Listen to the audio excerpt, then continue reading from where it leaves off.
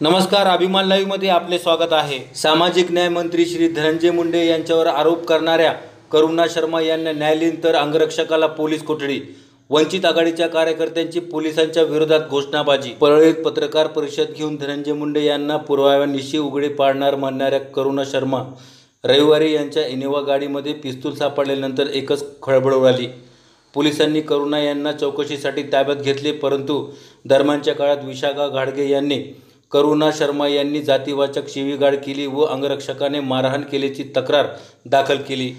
विशाखा घाडगे यांच्या फिर्यादीवरून अॅट्रॉसिटीचा गुन्हा दाखल करण्यात आला। सोमवारी करुणा शर्मा आणि त्यांच्या अंगरक्षकाला अंबाजोगाई येथील न्यायालयात हजर करण्यात आले। यावेळी न्यायालयाने करुणा शर्मा यांना 14 दिवसाची न्यायालयीन कोठडी सुनावली तर अंगरक्षकाला 1 दिवसाची पोलीस कोठडी सुनावली आहे। त्यापूर्वीच परळी पोलीस करुणा यांना अंबाजोगाई न्यायालयात घेऊन जात असताना न्यायालयाबाहेर वंचित बहुजन आघाडीच्या कार्यकर्त्यांनी पोलिसांच्या विरोधात घोषणाबाजी केल्या। खऱ्या अॅट्रॉसिटी प्रकरणे नोंदवून घेतले जात नाहीत आणि अशा बोगस प्रकरणात तत्परता दाखवली जाते, ज्यामुळे अॅट्रॉसिटी बदनाम करण्याचे काम केले जात असल्याचा आरोप कार्यकर्त्यांनी यावेळी केला आहे।